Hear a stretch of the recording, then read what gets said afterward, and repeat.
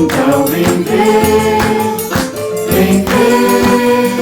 não há nada de mal, vem ver, comandando o sinal, vem ver, abre a janela virtual, vem ver, tá na sala e quintal, vem ver, não há nada de mal, vem ver, comandando o sinal, vem ver,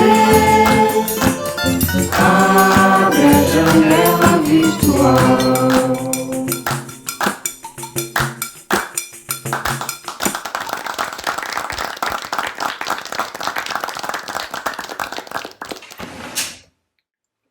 Olá!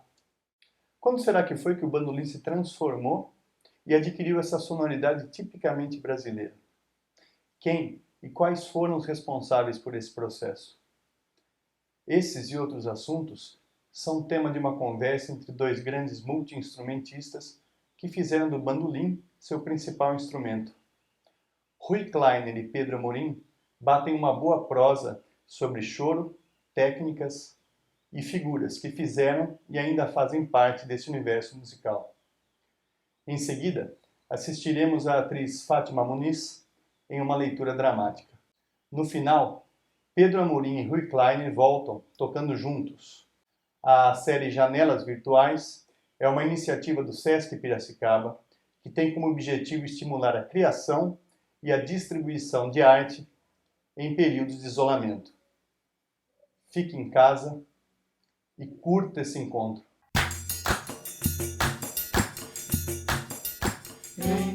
Você, mais do que ninguém no Brasil, pode falar de suas tantas idas ao Japão, à Europa, a Portugal, sobretudo, falar sobre esse processo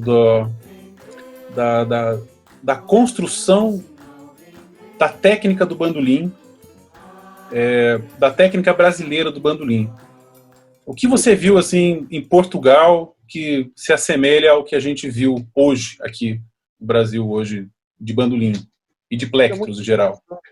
É muito interessante, Rui, porque é uma história que tem todo um caminho, né? Esse instrumento chegou no Brasil através da Europa, né? E aí esse tipo de bandolim aqui, esse aqui é um modelo alemão, é fabricado no Brasil, mas é um modelo bem antigo e ele foi muito tocado por orquestras aqui no Brasil, né? A gente tem fotografias de pessoas tocando esse bandolim e ele era usado como instrumento de acompanhamento. E aí a gente teve, em determinado momento, lá atrás, no começo do século XX, a gente teve o primeiro grande expoente do bandolim aqui no Brasil, que foi o Lupercio Miranda, que era uma espécie de Paganini do bandolim, né? Tocava como ninguém, tinha uma velocidade, uma precisão, uma técnica fantástica. E aí ele foi o primeiro cara que elevou no Brasil o bandolim à categoria de solista, né? Foi um grande compositor também, centenas de músicas, e ele foi o primeiro cara que se tornou um solista expressivo no bandolim. Até chegar o Jacó, né? O Jacó já tinha uma outra formação, já tinha outras ideias a respeito do instrumento, e por causa disso ele acabou até adaptando o bandolim. Porque o modelo de bandolim que a gente tem hoje no Brasil, que é esse aqui,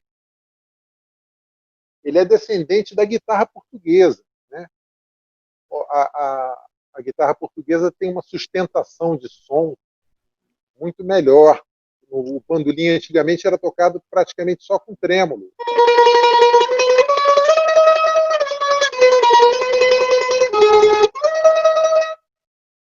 E aí o Jacó já chegou aqui.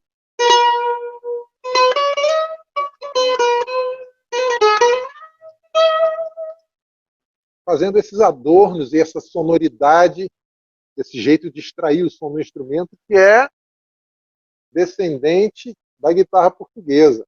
Essa beleza aqui. É essa que pertenceu ao Jacó, inclusive. Diga-se de passagem. E aí o Jacó acabou adaptando o bandolim dele, encomendou com um luthier lá, de preferência dele. Ele começou a fazer essas experiências e chegou num modelo de bandolim que tinha a sonoridade expressiva que ele buscava, né? E é o bandolim brasileiro que a gente tem hoje. A história é mais ou menos essa. Eu arrisco até dizer, Pedrinho, que o Jacó, quando ele bolou esse bandolim novo, né? Com essa sonoridade aguda, o Jacó vidente que era, né? Que a gente tem, inclusive agora a gente tem um registro de vidência dele, né? Ele viu o bandão, um novo depoimento lá que o Instituto Jacó do Bandolim soltou, espetacular. O Jacó, eu acho que ele imaginou mesmo colocar mesmo a sonoridade dele, esse formato de gota, de construção. Ele pensou antes, falou assim, isso vai funcionar. E aí, hoje o mundo todo reconhece o Jacó e reconhece o modelo de construção dele de bandolim, né? A grandeza do Jacó é assustadora.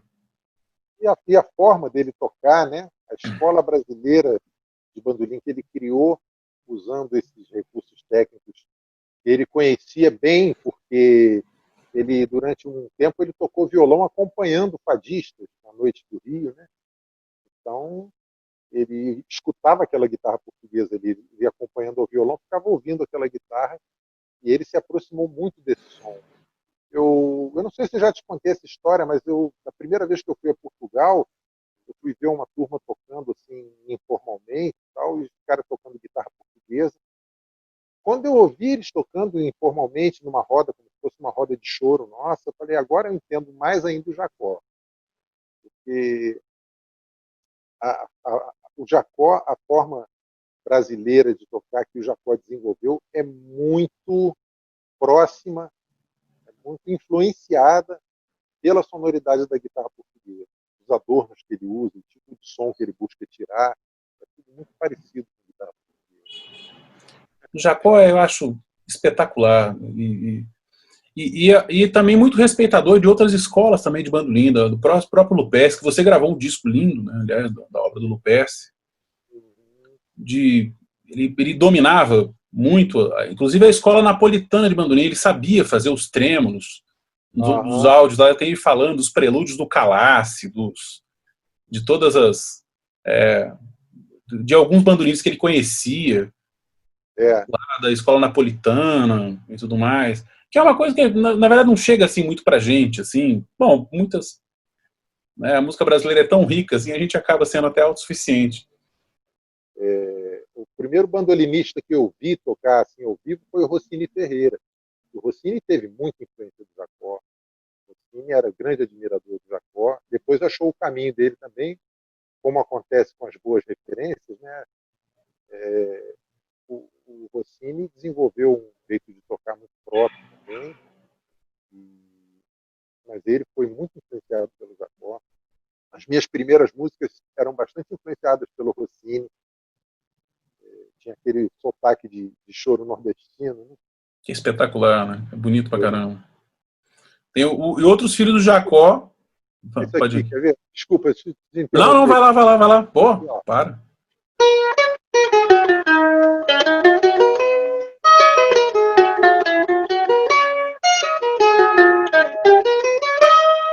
Podia ser do Rossini, né? Mas não é? Tô brincando. É psicografado. E o pessoal que tocava com Rossini, teve gente até que deu tocar na roda assim e a pessoa comentava, isso aí é do Rossini. Tava todo bobo, né? Porque pô, o cara quer a referência para mim. É outro também que é adjetivo, né? É o choro psicografado, né? Com o seu Santa Teresa também acontece isso. Verdade.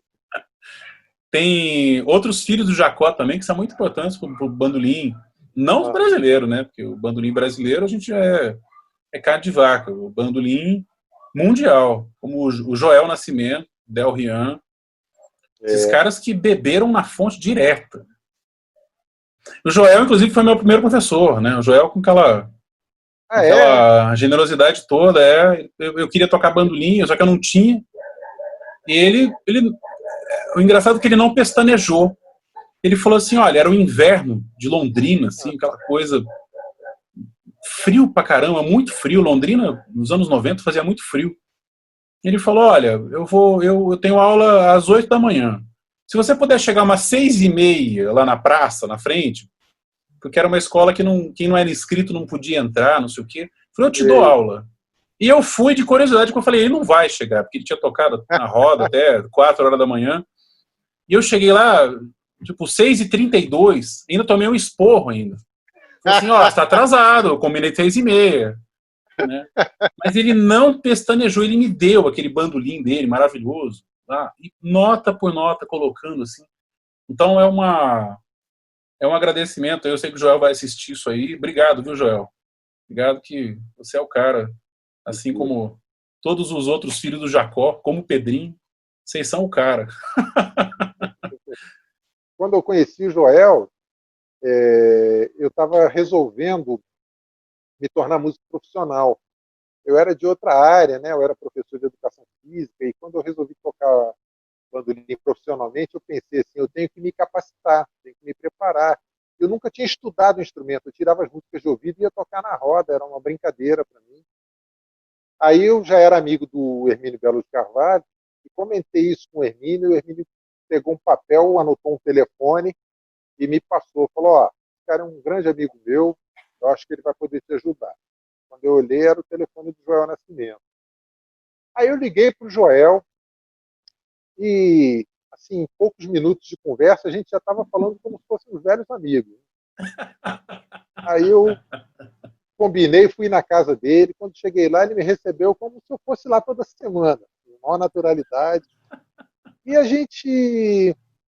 Aí ele me perguntou o que eu queria e tal. A gente começou a conversar e eu nunca tive uma aula com ele, uma aula que se pudesse chamar de aula formal. Assim. Por outro lado, ele botava os discos que ele gostava de ouvir, música clássica. Ele é pianista, né? Então botava muitas gravações que ele gostava. Deixa, escuta essa gravação aqui. Aí botava um negócio para ouvir. Aí de repente pegava o violão. Olha aqui essa levada de polca aqui. Agora olha essa levada de shot aqui. E me mostrava as levadas que ele fazia no violão. Outros momentos a gente pegava o bandolim e ele nunca falou para mim faz assim ou faz assado. Ele pegava o bandolim e falava assim, essa música aqui, como é que você faz essa passagem aqui? Aí me mostrava uma passagem da música, eu falava, eu faço assim. Aí ele, legal, eu não faço assim não, eu faço de outro jeito. Então, eu também faço assim. E a gente ficava nesse bate-papo, trocando ideia e tocando completamente informalmente. E aí nos tornamos amigos da vida toda, né?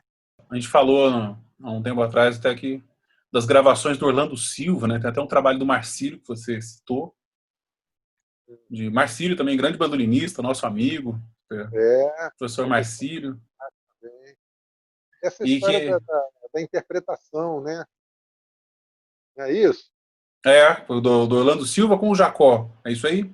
É, eu lembro quando eu comecei a tocar, quando eu comecei a me interessar pelo bandolim, eu já conhecia bastante do repertório do Orlando Silva. Fazia parte do som da minha casa, meu pai gostava muito, tinha muitos discos e tal. Então, mais tarde, quando eu ouvi pela primeira vez o Jacó, aproveitando essa ligação aí do Cláudio Honor, né, que foi o que fez associar, né, tocando o Caprichos do Destino, né?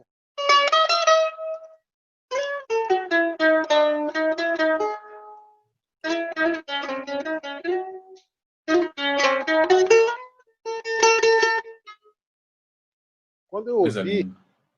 o Jacó tocando isso, me chamou a atenção, porque me remeteu imediatamente ao Orlando Silva. Eu já conhecia a gravação do Orlando quando eu conhecia do Jacó. E aí, rapaz, eu botava no LP, né? Eu botava a gravação do Orlando, botava a gravação do Jacó, e é muito parecida a interpretação dele, muito parecida. Aí agora o Marcílio Lopes fez esse trabalho, né? fazendo um paralelo entre a interpretação do Orlando Silva e do Jacó, com toda uma análise técnica e tal, todo um embasamento teórico. E é exatamente o que eu sempre senti, que eu sempre até usei nas minhas aulas, né? Esse tipo de demonstração de como a interpretação com instrumentos completamente diferentes, como a voz humana e o bandolim, como podem ter efeitos muito parecidos. A primeira coisa, assim, pra gente que toca bandolim e toca instrumentos de plectro, né, como os cavaquinistas, tenoristas e bandoloncellistas, né, existe, né, embora em extinção essa raça, mas existe. Uma coisa que a gente ouve de prima, assim, você falando, né, claro, depois a gente vai pegar o Marcílio, a gente vai fazer uma entrevista com ele, mas já é essa coisa do pararará, né, é a antecipação do final da nota da primeira frase, que é uma coisa muito bandolinística, né? Tararará, né? Tararará, na partitura, tá, tá, tá, tá. Ah, Já é uma característica, se for um violinista europeu, ele vai jogar a nota para frente. Né? A gente não, a gente já pararará. A gente isso é muito Jacó, né? é muito Jacó. Não é só bandolino, é jacozístico mesmo. É, Muito escola do Jacó. essa Né? brincadeira com o tempo da música, né? Esse jogo com o tempo de cada frase ali e tal. O Jacó é mestre. Espetacular. Inclusive, essa coisa do trêmulo, né? O trêmulo napolitano, que ele é reto, né? É uma máquina de costura. O Jacó, ele também, né? Voltar a falar mesmo de técnica do bandolim. Ele brincou, ele mexeu na velocidade desse tempo, né? Tanto a aceleração quanto a desaceleração. E depois você não consegue mais ouvir aquele trecho sem aquilo. Houve um napolitano aqui, né? Aí o Jacó.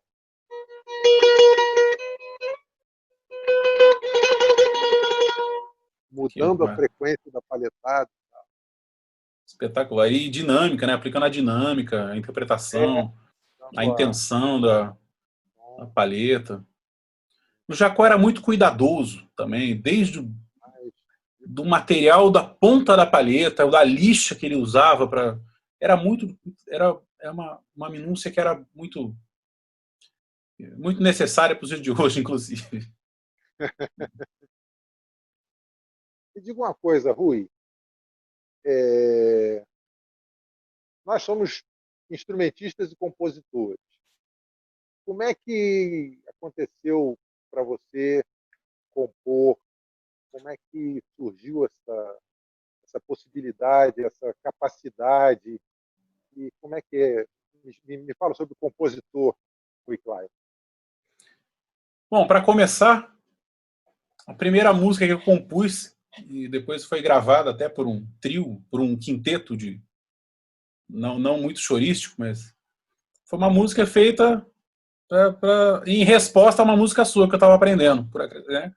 Você fez o Cercando Frango, eu fiz o Caçando Saci. Essa foi a primeira música que eu compus. E é um típico exemplo que o compositor não se desvencilha do instrumentista. As minhas músicas, embora depois tenho bastante música, assim, relativamente. E aí a gente vai se desafiando, né? Eu gosto de fazer arranjos para orquestra, por exemplo, escrever para sopros, para metais, embora tenha uma certa dificuldade. Né? A nossa naturalidade com as cordas é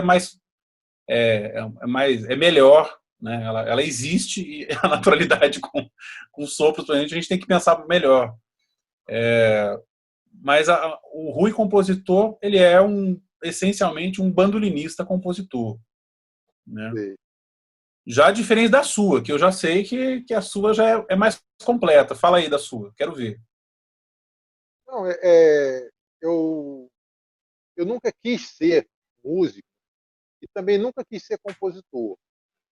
Foi uma coisa assim, parece que a música me pegou mesmo e uma coisa que eu não pude lutar contra ela. Não que eu tenha querido, mas falando sobre a composição, foi uma coisa tão espontânea para mim, que eu me lembro perfeitamente quando me veio uma música na cabeça, e eu falei, pô, essa música é legal, vou aprender essa música. E peguei o bandolim, aquele bandolinzinho velho lá que eu estava começando a tocar, e comecei, eu nem sabia a escala do instrumento, comecei catando nota por nota ali e fui lembrando dessa música.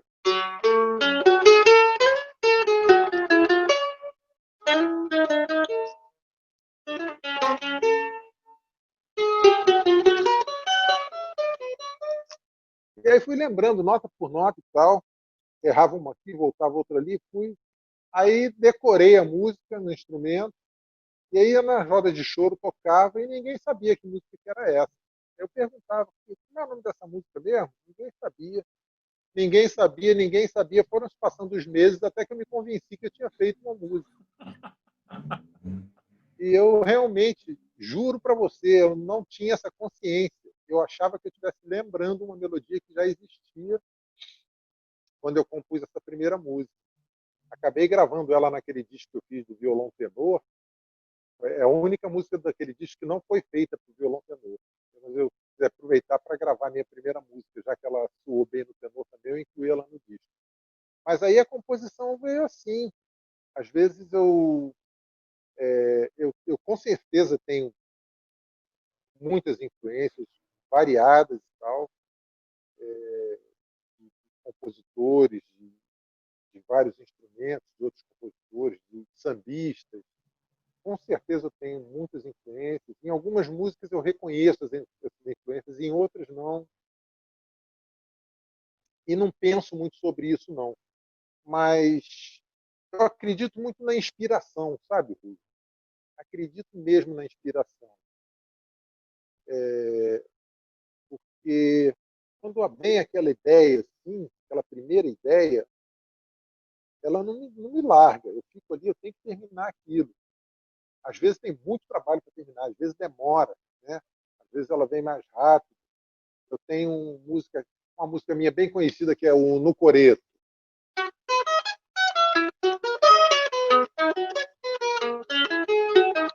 Essa primeira parte eu fiz em 15 minutos, dentro do automóvel de carona, entre as cidades de Barra do Piraí e Vassoura. Em 15 minutos eu fiz essa primeira parte. E aí eu não conseguia fazer segunda, não conseguia fazer segunda. Passou-se mais de um ano até que eu consegui fazer a segunda. E veio também assim rápido, em pouco tempo. Mas demorei muito até conseguir chegar nessa segunda. Aí, quando eu penso sobre isso, mesmo essa música que veio em 15 minutos, essa primeira parte que veio em 15 minutos, na verdade, ela é fruto de uma tradição que eu estou próximo dela. Eu me aproximei dessa tradição, que eu ouço muito aquilo, que eu estudo aquilo, e isso vai se transformando. Na minha cabeça, isso vai se transformando. Mas tudo isso, mesmo quando ela é rápida assim, ela é resultado de um trabalho. E em outros momentos eu demoro muito para terminar até qualquer trecho dela. Tem que ficar ali insistindo e buscando soluções melódicas, harmônicas e tal. Mas eu acredito muito na inspiração e vou muito pela espontaneidade. Tem um momento em que ela chega, sabe? Eu não fico forçando para terminar uma música. Eu posso estar premido pelo tempo, que tem que entregar uma música para algum trabalho e tal, posso estar premido pelo tempo, mas se eu consigo, geralmente eu consigo terminar. Nunca aconteceu de eu não conseguir terminar dentro do tempo para entregar a música, é porque já tem toda essa tradição que eu venho mastigando durante tanto tempo, que eu venho me dedicando a ela durante tanto tempo, e o próprio exercício de compor também, né? Ajuda a gente a chegar num bom resultado. Eu acho que é por aí. Maravilha, Pedrinho. Isso é uma aula de inspiração. Isso é bom pra caramba. Ó, a gente chega então ao ao nosso final, aí, agradecendo muito aí ao trabalho da Miolo, sobretudo da Miolo, que está sendo, falando em inspiração, está sendo uma inspiração para o nosso trabalho cultural, não só nesses tempos, mas em todos os tempos. Agradecendo ao Sesc, muito sempre, muito obrigado. E a gente se despede aí, até a próxima. Se tudo der certo, pode que tudo dê certo. Gostei muito desse bate-papo aqui, gostei demais de participar dessa programação. E deixamos aqui o nosso abraço a todo mundo. Vamos nos rever em breve. Com aquela cirizada em Paquetá, hein? Vamos lá. Um abraço, Obrigado. compadre. Um forte abraço, meu irmão. Valeu. Obrigado, gente.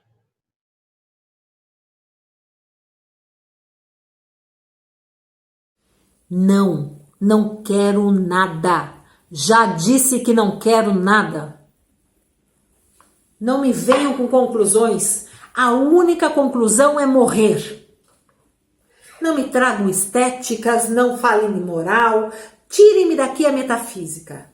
Não me apregoem sistemas completos, não me enfileirem conquistas das ciências. Das ciências. Deus meu, das ciências. Das ciências, das artes, da civilização moderna. Que mal fiz eu aos deuses todos? Se tem a verdade, guardem-a. Sou um técnico, mas tenho técnica só dentro da técnica. Fora disso, sou doido, com todo o direito de sê-lo, com todo o direito a sê-lo, ouviram? Não me massem, por amor de Deus. Queriam-me cansado, fútil, cotidiano e tributável. Queriam-me o contrário disso, o contrário de qualquer coisa. Se eu fosse outra pessoa, fazia-lhes a todos à vontade. Assim como sou, tenham paciência. Vão para o diabo sem mim. Ou deixe-me eu ir para o diabo. Para que inferno temos que ir juntos? Não me peguem no braço, não gosto que me peguem no braço. Quero ser sozinho, já disse que sou sozinho. Que maçada querendo que eu seja da companhia. Ó céu azul mesmo da minha infância, eterna verdade vazia e perfeita. Ó macio tejo ancestral e mudo, pequena verdade onde o céu se reflete. A mágoa revisitada, Lisboa de outrora de hoje. Nada me dais, nada me tirais, nada sois que eu me sinta. Deixem-me em paz, não tardo, que eu nunca tardo. E enquanto tarda o abismo e o silêncio, quero estar sozinho.